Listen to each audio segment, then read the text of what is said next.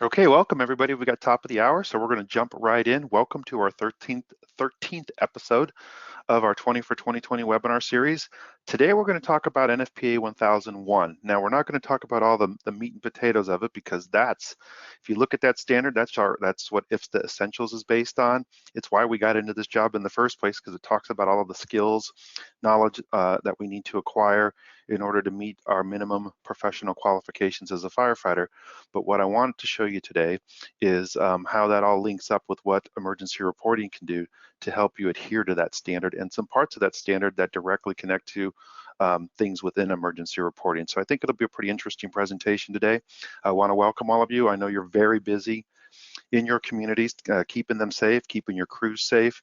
The world has certainly changed over the past month, and you guys are on the front lines, and we are here to support you. I remember, I spent 22 years on the job, and so I remember when H1N1 was big. So I can empathize with what you're going through, and we just want to thank you for all the work that you're doing to keep your community safe. So see some familiar names. So Kervin, welcome, and Sean, some familiar names that have been with us on previous webinars. So guys, welcome back. Glad to have you. It's good to see you again. And let's jump right in. If there's any audio or video issues, just send it over via chat, and we'll take care of it. Here's the rundown for today. Quick introduction, go over our objective, and we try to keep the objective simple and focused. Give you a rundown on our emergency reporting background, who we are, some system features, and then we'll jump right into NFPA 1001 and emergency reporting. While I'm doing that, and again, you guys are used to me launching these polls, but first of all, I'm going to ask you this. Are you interested in joining the ER family? In other words, you're exploring who we are, or are you currently an ER customer? So if you multitasking, which I'm sure you guys are so busy, you got a couple things going on at once, just take a quick look up at your screen. And with that, I'm going to close the poll in 3, 2, 1. Looks like almost everybody has voted. Looks like we have all customers today. So I'm going to go really quickly through those slides because you know who we are and what we have to offer. So very good. Last question. Like I said, we're gonna streamline things today. And what kind of agency do you work for? Are you career, volunteer, combo, or federal? Oh, nice. Everybody's almost done. Voting closing in 3, 2, 1. Ooh, we got a nice mix today. Very good mix today, as a matter of fact. Okay, everybody's done. Look at that. Almost spread out evenly across the 3 types. No federal with us today, but we've got career, volunteer, and combo. So yeah, very cool. I think that's the first time it's been an even mix like that. So outstanding. Right on. Thank you, guys. This just helps us know who's participating in these webinars as we compile data, because we are a data-driven organization like your fire department is or should be.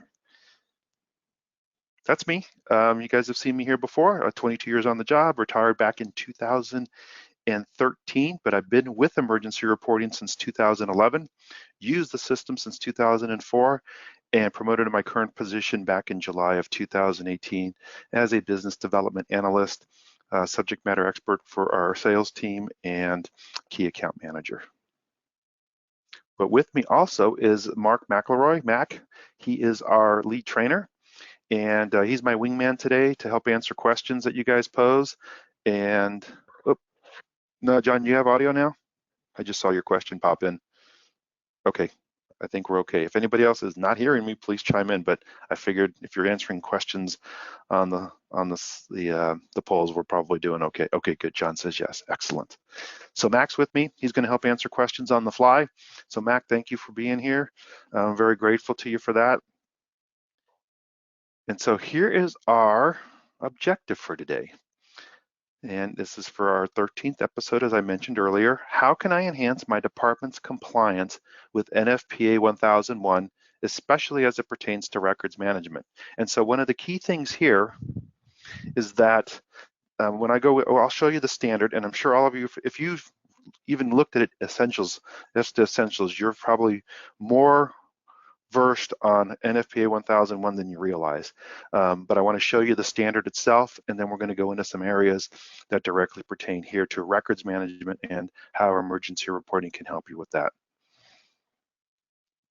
So this is where we stand right now as a company, over 7,000 departments, and we're tracking things better now. Before, if you've been with us about a month ago, this was down like in the 300,000 or 400,000 range, but we're now counting every person in the system, regardless of whether they have access or not, granted by their agency. And so I was stunned, almost 800,000 personnel in our system. That blew me away. I had to like, is this right? And it is. So pretty amazing, and 36 million incident reports in the system. So some pretty amazing numbers, an amazing repository, but it's really all about right here, the customers.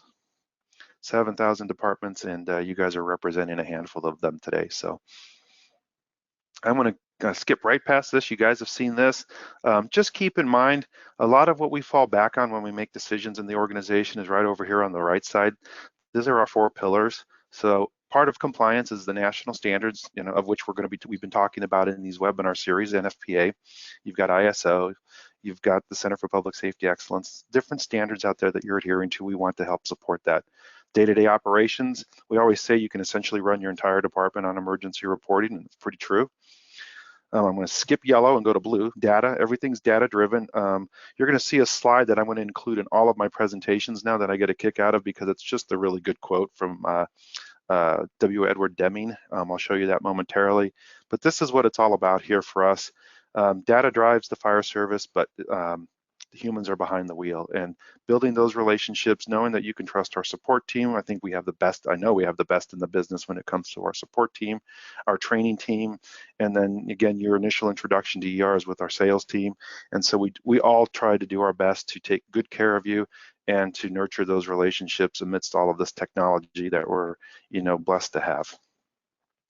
16 modules in the system. We're going to go over a couple of those today as it pertains to 1001. So here it is. In God we trust. All others bring data. This is W. Edward Deming.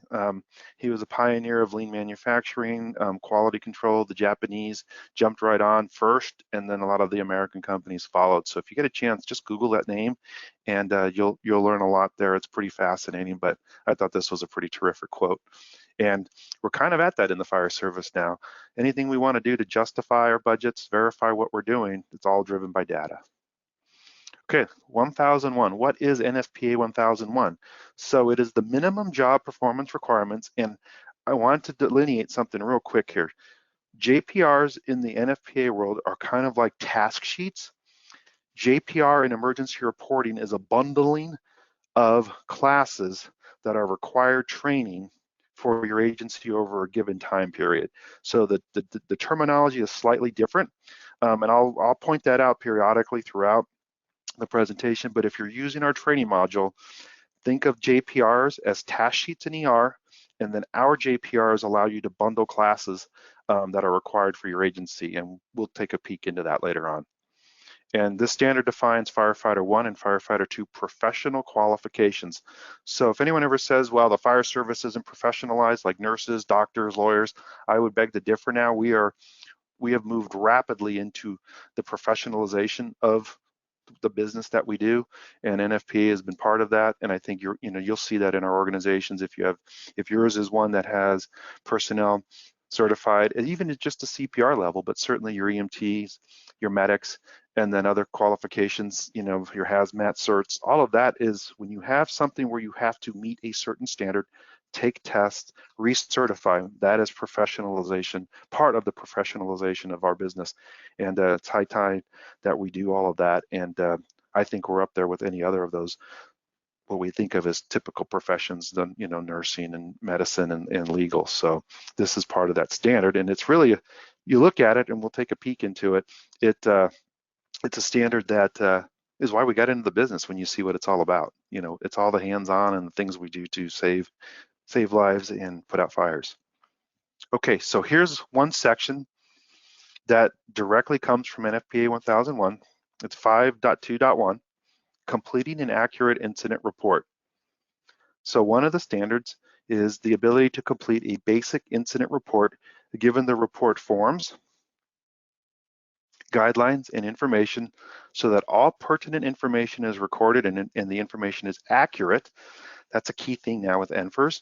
I'm sure Matt can attest to this too when he goes out and trains.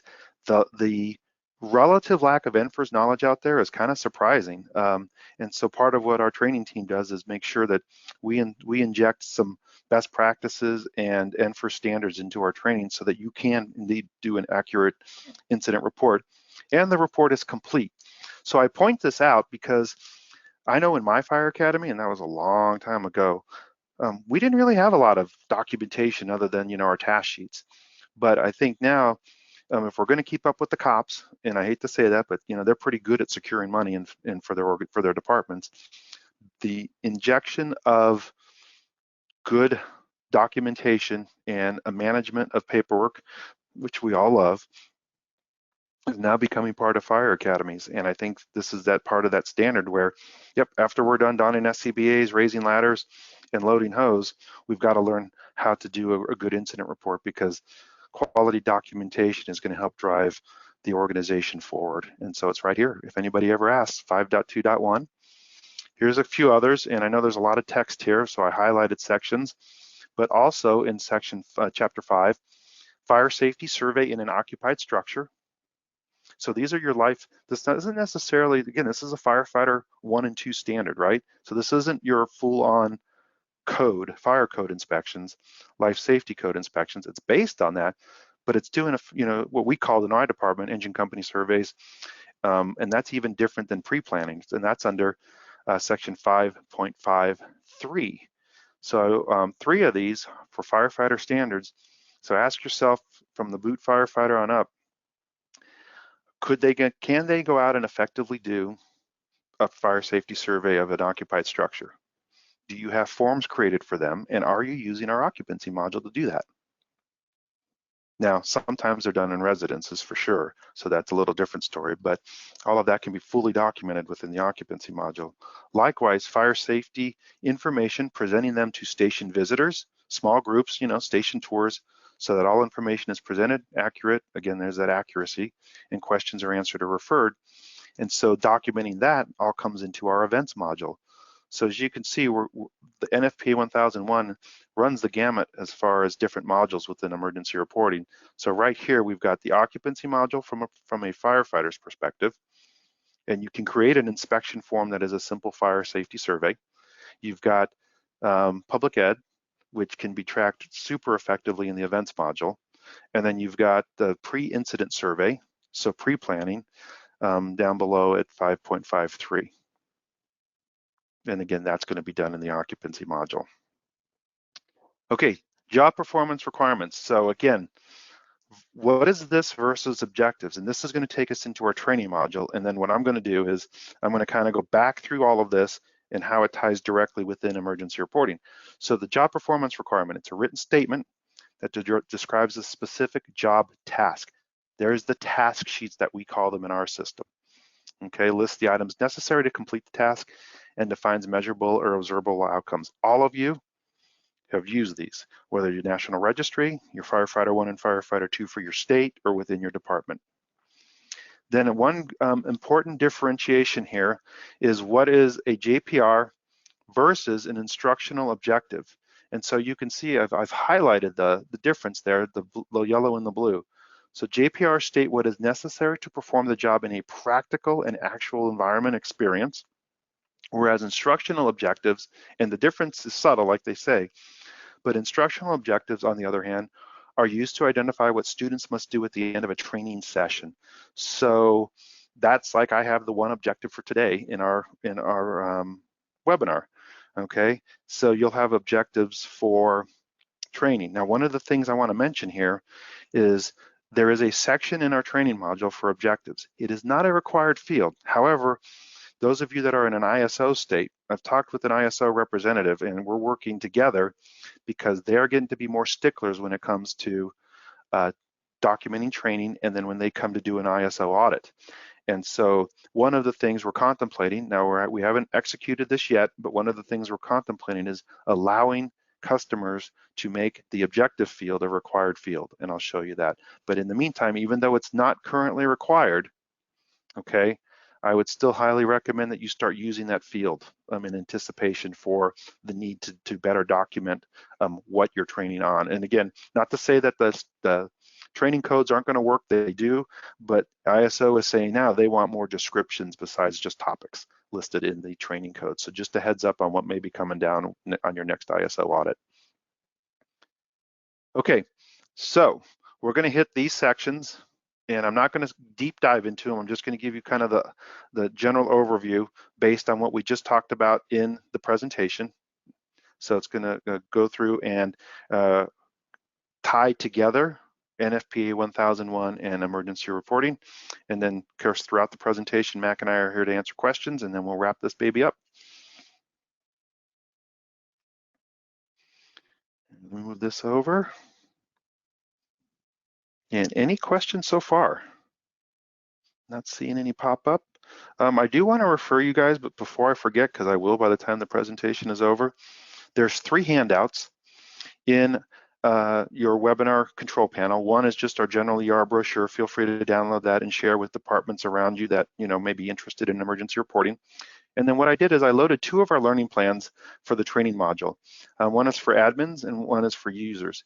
And I wanted to just introduce you to this because in our support center, there's a whole section on these learning plans, and these learning plans will help you and your members of your department kind of become experts in emergency reporting. We have compiled our knowledge base articles into a logical format that you can then follow along, track your completion progress, and go through the various modules based on your role within the module. So I just wanted to put a couple of those up there so you can kind of take a look at them.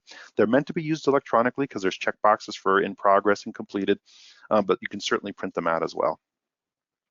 All right, first things first, and Google Chrome has made some changes for zooming in here. It doesn't respect move the control panel out of the way. It doesn't respect the command plus and command minus. I'm not sure why, but we'll do it that way. And the first thing we're going to go to is incident reporting. So if you remember, one of the key things is a complete incident report. And so one of the things I want to show you, complete and accurate, right? So within our system, oh, please work.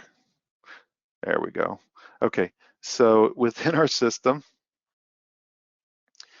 as you all know, we do that red light, green light for NFRS, and again, if you're a NEMSIS customer, the red light, green light for NEMSIS compliance. So it is letting you know from a NFRS and NEMSIS compliance whether things are being filled out accurately or not. So very straightforward, but at the end, one of the things that I want to show you, and I need to show it in a completed report, in order to ensure your quality assurance, you've got this ability here. So I'm going to go to this one. We're going to complete it. So say a firefighter has completed this report.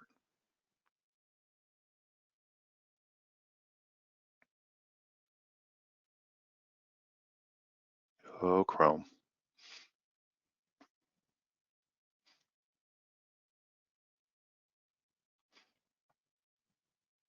Okay, so a firefighter has completed this report, and you are the officer responsible for doing the QA. You may already know this, but I want to show you it again, thinking back to NFPA 1001, accurate reports, right?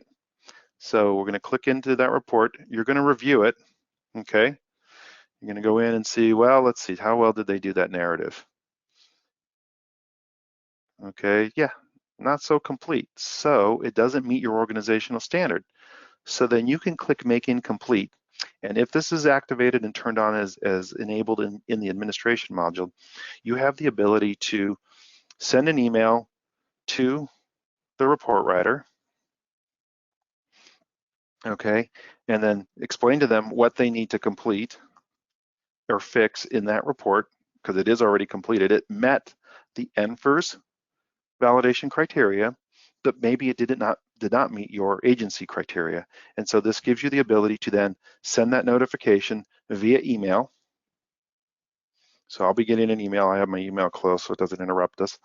All right. And then one other thing I want to show you, an adherence to quality and accuracy of your reporting, and to make life easier for the report writer. So back on the welcome page, you've got the ability to change your notifications. And so key here, there's a lot here, right? At the very least, because now that incident is made incomplete, if I just got, which I did, an email saying that I have an incomplete incident, all right, If I have this box checked, when I log into emergency reporting next, I don't have to go looking through a grid of incidents to find the one. It will tell me that I have, and in this case, as I scroll down, I'm a total slacker. I have 89 incidents, incomplete incidents assigned to me, but typically it'll be a handful or less. You'll click that link and it will automatically filter the grid, the incidents grid, to those incidents that need to be completed that are assigned to me. A couple other things I want to point out here to you as you do QA management of your incidents. This second box, unless you receive incidents via a third-party vendor, that this is not CAD, this is like an EMS integration. It is like Active 911, or you're getting your incidents from somewhere other than a CAD. If you're not that tight in that situation, don't worry about this box. This one, of course, is for reviewers. Any incidents that are complete, they will be able to then review them very quickly. And those of you that are responsible for reviewing should have this box checked. And then these next two, we can thank Anaheim Fire for this, because if you have it set to where every unit in your agency has to complete a narrative, which is not a bad practice, you can then, as say I want to get all the ones that I was on the truck, all the narratives where I was on the truck, I can select just my name, and anytime I was on an apparatus and there was the narrative is blank for that unit, it'll show up on my welcome page, and I can quickly click through to manage those and to get my narratives taken care of, even if I'm not assigned to that incident right up here. And so I can narrow it down by unit, person, and even shift, or a combination thereof. And I usually would keep the date range blank so it covers everything, but I can certainly refine it. And then likewise, if I am some agencies, so I use Anaheim as an example, some agencies, the first unit on the scene is responsible for a lot of the incident report. And so this allows me to filter by apparatus, person, and shift, just like up here, but it is looking at any incomplete incident for the unit that first arrived on the scene, and so I can filter that accordingly to maybe my unit. So anytime I was first on scene, engine one, I was on the truck, again, I could do that or keep it blank, and then it's my shift, which is C shift. I gotta change that. And again, I kept the date blank. So I just, again, from a quality assurance perspective, these are some tools that are available to you. And again, as we look back, I'm tying it all into this right here. So allow me to just drag this over so I can show you. It all goes down to 5.2.1. And so keep in mind too, once we get into the training, whenever you're teaching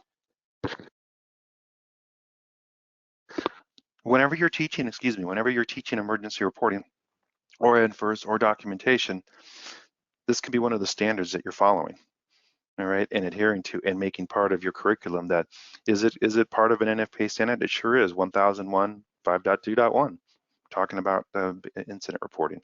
Okay, move that over. Questions so far? Mac, you seen any questions coming up? Nope. Okay. Yeah, I've seen no questions, brother. All right, thanks, Mac. Okay. So next up, fire safety surveys. All right, so here in the occupancy module, now again, typically the occupancies are intended for your commercial structures.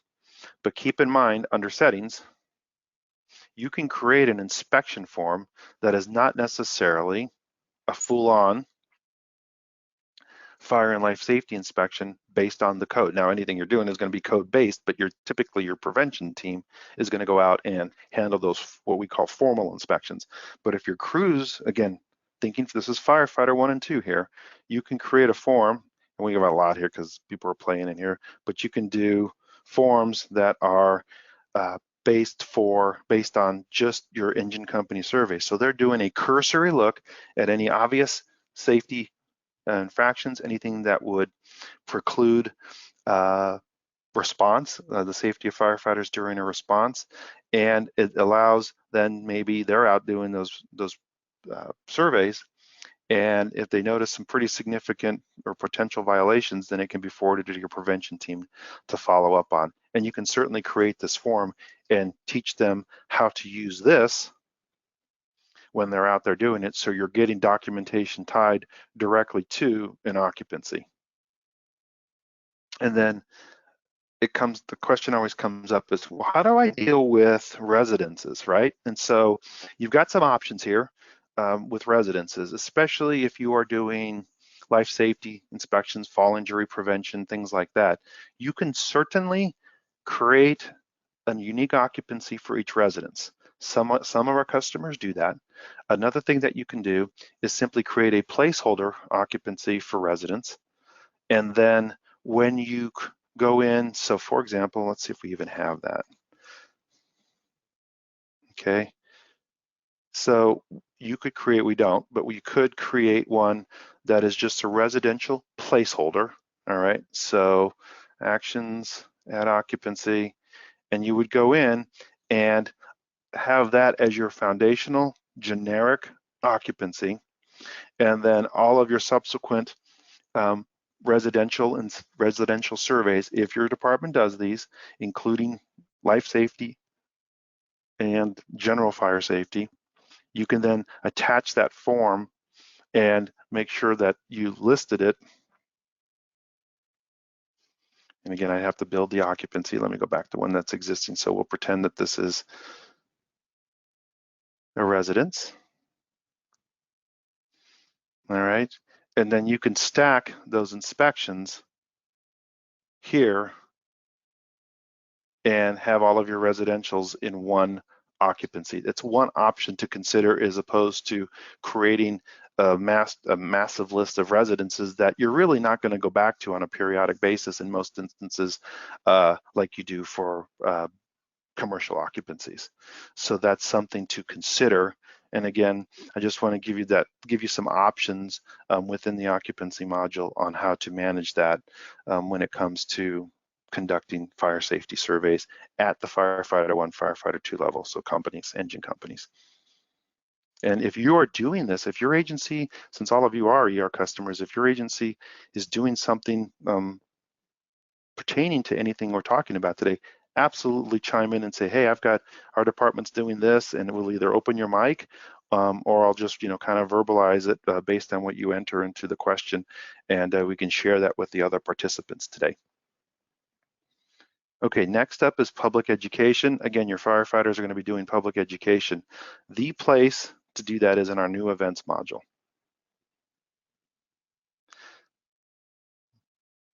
No, not maintenance, events. There we go. All right, so you can see here, we'll go into one that's already opened and created, and we'll click edit. And so some of the key things here, and dragging this back over just so I can show you. Okay, so we're going to present fire safety information to station visitors or small groups, given prepared materials so that all information is presented, the information is accurate, and questions are answered or referred. This is where you can document what you're doing in public education. Now, you may store some of those resources, the materials, in your library, okay? So you can see how we're kind of doing a cross-module functionality here. But here in your events is where you document it. And so what I want to show you on this documentation is you've got the event name. You can create your own, you create your categories, so that is fully configurable by you, the agency. The type of event that you're going to do, in this case, I set this as fire drill -3 middle school. And the reason I did this is on my drop down, again, I'm thinking documentation here. I want to make sure I can make it as easy as possible for the crews. It stacks them all up. Instead of, if I did fire drill pre-K elementary, it would put it in alphabetical order. This way with numbers, it's alphanumerical. And so when I do my drop down, it's listed in a logical order that I can quickly click, oh yeah, that's a middle school, done. Date and time, location, narrative. Now, one question we ask is, can we do attachments here? Now, right now, the events module doesn't provide for attachments. And so you want to keep those resources, the digital resources in your library, but you can certainly document in the narrative what you're going to be covering and what resources may be needed, who attended, the crews. This is important now, non-attending non-personnel. And then we have some hard-coded additional details that are commonly used that you can track. And both of the additional details and non-attending personnel have supporting reports in the reports module. So when the chief asks you, you had which crews went out, well, one, you can document that easily. And I'll show you another place where you can pull the data out of. How many people did we connect with this year? Because that is a metric for community risk reduction. And then, okay, well, how many batteries did we install? Instead of having to like search narratives for that, you've got it right here. And so there are a couple reports, I believe it's 1773 and 1774, I'll look and see, that you can pull this information from to support your public ed program. And again, who's doing all of this public education? Those governed by NFPA 1001, the firefighters that are on the trucks. Those reports, just for your knowledge, are going to be right here under events, under event list. Yep, 1774 and 1773. Those are our newest reports. They are fantastic for community risk reduction programs. So please bookmark those, or make them one, I should say, make them your favorites and kind of see what they look like. Here's an example. I'll just run it real quick here.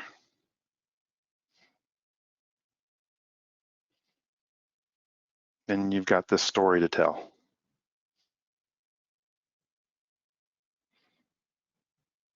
All right. Questions? And I did promise that I would show you NFPA 1001, so I want to do that right now, because a lot of what NFPA 1001 talks about is the joy of the job, a lot of why we got into this in the first place. Okay, so it talks about all the skills, all right?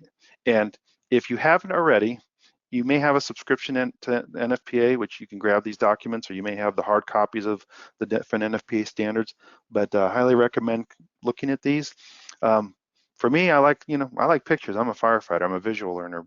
So you'll be disappointed. There's not a lot of visuals here, but there's a lot of critical information. This is meant to be read critically and slowly to digest how it can pertain to your organization. So what I want to show you is fireground operations right here, necessary to ensure life safety, fire control, and property conservation. So then we get into SCBAs. And so these are all directly referenced. These are core Fire Academy standards here. And so if the essentials pulls from this, and pretty much everything you're going to do during a Fire Academy is going to be referencing 1001. So if you've never looked at it, it's the foundation for becoming a firefighter. Okay, back to our presentation. All right. And then of course, we bounced from fire safety surveys, public education, and then pre-planning. And so pre-planning is going to be, again, not necessarily your inspectors, it's going to be your crews going out there. So keep in mind, they can go out, and whether or not they're using InspectER offline, our mobile app, or they're just going out with a tablet logging into emergency reporting, these fields right here, both the info, contacts, and pre-fire plans tab, that's for them. All right, it's going to allow them to go out and capture critical information about the building that will inform them during a response, any hazards that they might have, the type of the material that the building construction was used, roof type material, any unique hazards and problems, utilities, where they're located for shut off, water availability, and then you've got the ability to add any hazardous materials that will then link directly to Cameo. And so on the Fireground, I have a one-click link that's going to open up for Cameo. So again, this preparation by the crews and getting accurate information has the potential to keep them safer during a significant response to any structures within your jurisdiction.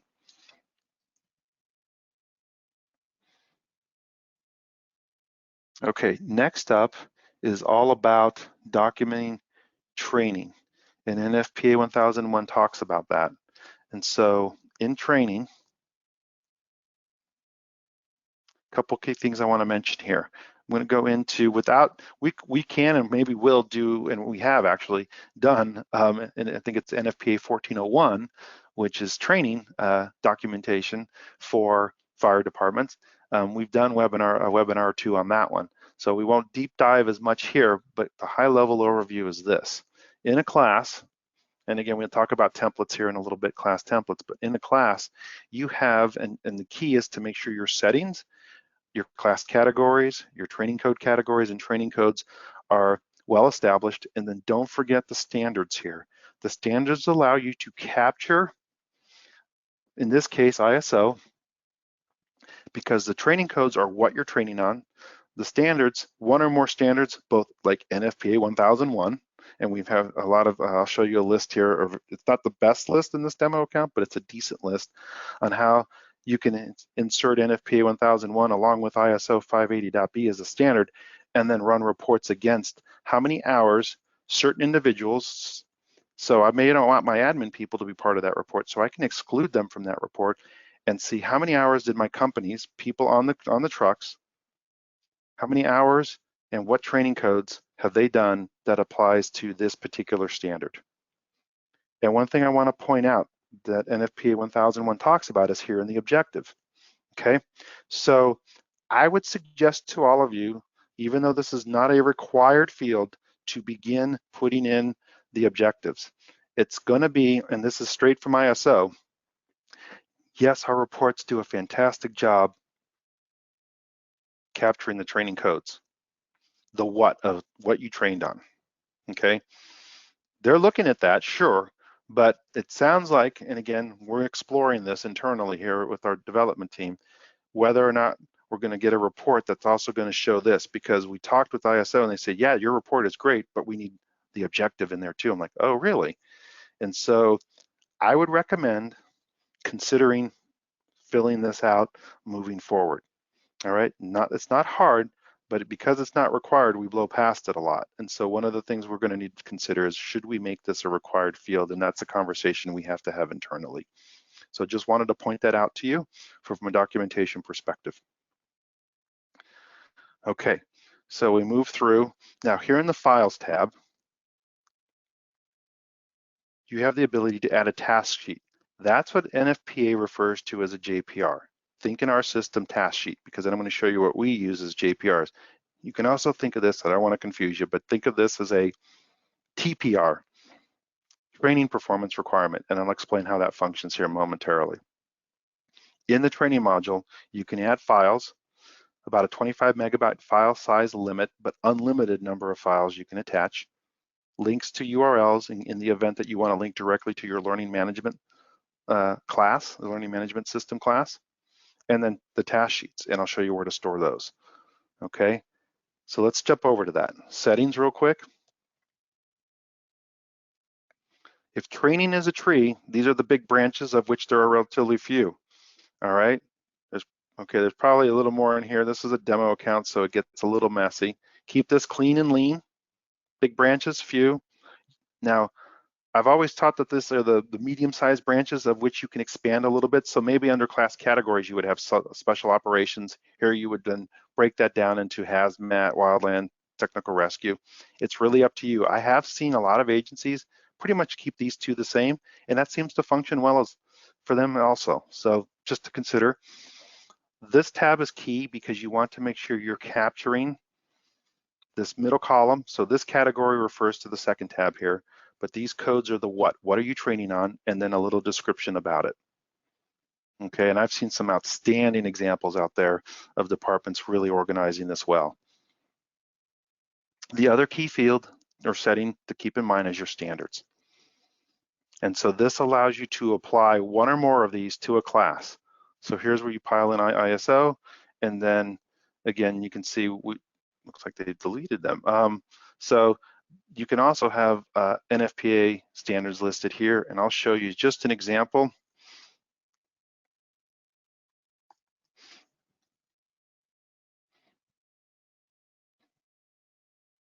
So you can kind of see, it's one of many. This isn't right, this isn't wrong, it is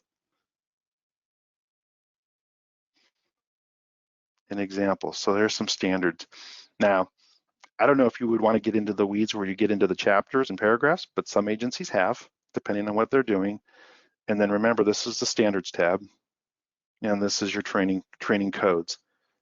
And I've seen actually better lists than this. This is just one, we kind of compiled based on NFPA. You can see we reference NFPA 1001 here, forcible entry. All right. We went through the standard and said, okay, they reference extinguishing agents because again, it's like your IFST essentials. This is it. And again, even training down later, recurring training is going to encompass one or more of these during your company training once you're on the job. So that's just one example of the different ones. And would any of you be interested in this? I'm happy to add it to the files. I think I can load that on the fly here. Hang on. Yes, I can. So I'm going to just put that in there, and it is just one example of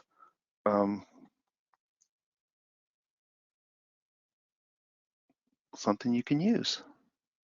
We did have one asking if they could receive that sample list, and oh, sure. you Yeah, just I'm going to said you do it were right putting now. it in there.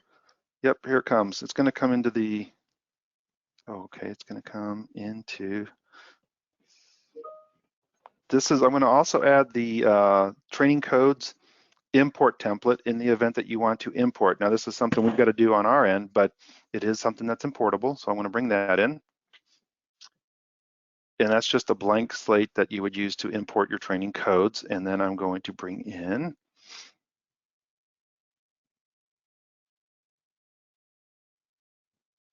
this example. And so they should be loaded into your control panel, guys. So Zach, hopefully it's there for you. And again, I suggest that while this is decent, it's good, it covers the critical stuff.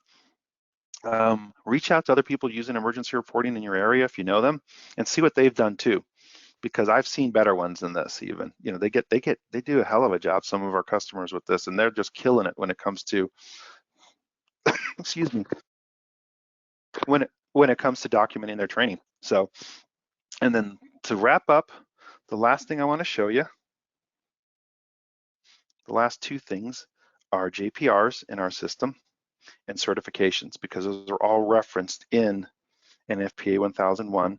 So what I want to just tell you right out of the gate here is JPRs do this. It allows you, and I'm going to create one. So let's say we have 2020-03 March required training. Okay, start date. Now here's something I want to show you that just for consideration. If you put in a grace period that they could complete it up to 4 days, say into April, you could then expand that. So what I'm doing is I am building, that's great. What I'm doing is building a job performance requirement. So think of this training performance requirement. This is what my crews have to complete during the month of March. So for example, we've worked with United States Air Force, we've worked with Boeing. They have crazy good training plans that cover the entire year on a month-by-month basis. So then what we teach them is go ahead and build class templates, because you cannot use our JPRs without a class template. So you want to take your required training based on your training calendar, build a class template for each of them. So say this month we got to do a driver operator course. We've got to cover emergency reporting basic, and we have an annual extrication update. So now those three classes, as long as the person or persons doing the class build that class from a template and complete the class, it will give them credit here in the JPR. And then who's responsible? So let's say, again, this is just for captains, for example, all right? We can select just captains, add them, and again, those people are responsible for completing that training for the month of March. Then, of course, you could put your description in here. If you have safety analytics, you can have it drive the gauge in the safety analytics gauge over down in analytics down here. And then now we're going to click save. I have my templates. I have my agency personnel. Now we have training. I sent you those two learning plans. In those learning plans are links to the documents that will walk you through how to set this all up. So if you're wondering, how do I do all this? Those documents I sent you will get you squared away. Just remember, as long as you've got templates assigned and people assigned, the date range, and again, some you could just say at the end of the month, if they don't have it done, they don't have it done, or you can build in a grace period. I click save, and there it is. And so now I have 11 people that have to do it. So as I move across here, I have the title. Whoops, let's just do it the right way. I mouse over, these are the templates, those 3 that have to be completed, the title, the date range that they have to complete it by. It is in an incomplete status, which means 0 out of 11 people have completed it. And then as I expand, there are 3 templates assigned. Kid Rock didn't know he was on this department. He has not completed any yet. All right, but as he goes through and I complete a class built on those templates, this will start moving 1, 2, and 3 of complete. And then as a training officer, I can go in and then complete that JPR. You still have this final step. They can be 3 of 3 here, but you still have to go in and do this process.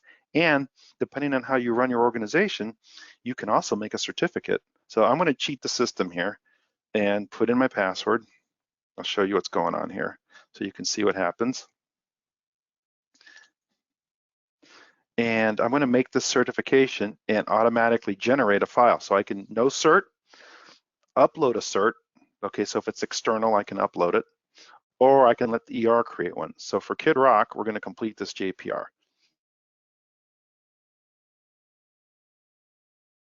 And we'll put in the expiration date if there is one. If there isn't, that's okay.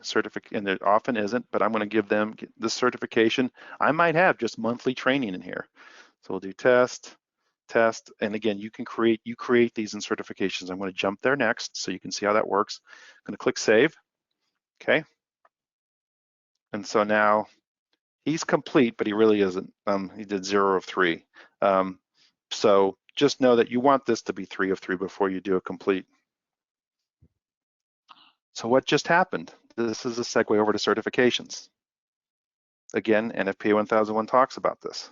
All right, so here, what just happened was Kid Rock got assigned this certification automatically, and he can then print this out if he wants to. And so where does he get it? Because you're not going to give everybody access to this certifications. Okay, this is for training officers. He goes to my profile. Now, I'm logged in, so I can't see his, but in my profile, all of his certifications will be there. And so if I click into mine, you can see my certs. And so all of an individual certs can be tracked here. And again, you know, firefighter 1, firefighter 2, that's all 1001. Their certs should be in here. And you have the ability to print them, to view them, and they have full access. So it's no more scrambling to filing cabinets and looking into, you know, where did I put my cert at, you know, in some folder somewhere in your house. It can all be stored here electronically. Again, coordinating with your training division to make that happen, because the permissions to the training module and certifications are going to drive who gets to do what. And typically, right now, training officers or administrators are the only ones that can load certifications, unless you grant, you know, let's say company officers for their crew the ability to do that. And if you're a bigger department, I recommend that. That way you don't have 1 or 2 people trying to load hundreds of certifications into the system. So that's a wrap. That covers everything that I wanted to address as it pertains to NFPA 1001 and records management within NFPA 1001, and then some highlights above and beyond all the skill sets that NFPA 1001 talks about, how you can document and manage that. So with that, does anyone have any questions for me or Mac? Okay, so don't forget to look at the GoToMeeting or GoToWebinar control panel. You've got some handouts there. And hopefully we've given you some ideas today on enhancing the overall quality of documentation as it pertains to your firefighter 1s and 2s out there in NFPA 1001. But you can see that this particular standard touches a lot of things within the emergency reporting system that can help you enhance your overall records management for the troops. So I just want to thank all of you for joining me today. And Mac, anything you would like to add? No, I'm good. Thank you, Kervin, he put in, and then Zach mentioned, would it be possible to receive a sample list of training class categories and codes? And I think, didn't you put them Yes. in? Yeah, Yeah, that's Zach, T3 they're in the setting. handouts there. Yeah, they're in the Okay. handouts. And then the code categories, those should be in the handouts. But if you need more, just shoot me an email and I can try and track down some others. tom@emergencyreporting.com. Yep. Oh, Okay. Jason, thank you very much. Mac, thank you Thank you, for being Jason. my wingman. I'm very grateful to you for being my wingman today. And all of you out there, be safe. Have a good upcoming weekend. And just to let you know, we have a lot of webinars coming up, and I want to make sure you guys have the link to those. You'll see them on our login page as well, but let me show you real quick here. And I do, you know what? I want to be safe, keep washing those hands, you know it, and social distancing. We're getting all stir crazy, all of us working from home. So I want to show you right here. I'm going to send you the link over in the chat. So keep an eye out for that here in a second. We've got our webinars coming up. You'll see we got live demos, educational, and virtual Thursdays. These have stacked up nicely. We're going to take us through May. So we've got both on our rover product. That's super cool. And then the other webinars in the 20 for 20 series. So stand by for this in the chat. And then we'll wrap this baby up. And I want to share one other thing unrelated to 1001, but directly related to COVID, that my local university, my daughters go there, University of Arizona, and the Tucson Fire Department put together. And so let me find that real quick. I just thought of it now, so I didn't have it previously loaded, but give me a second here. COVID Tucson. Let's see if I can get it really fast here. Okay, stand by, I will get it. Give me 1 second, everybody.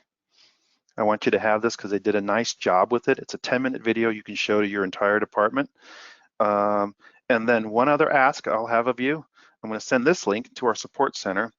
I'm just two things I'm curious on. So here comes another link. How are you tracking COVID?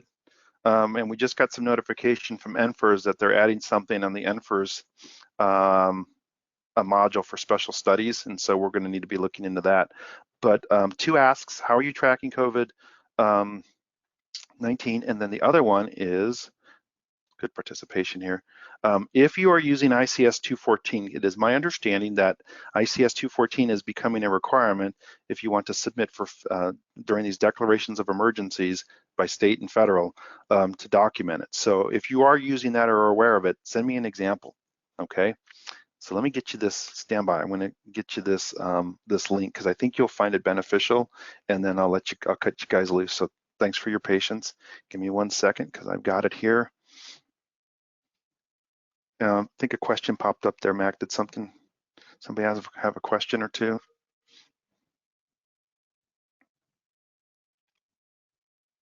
I'm looking now. Hang on just a Okay. second.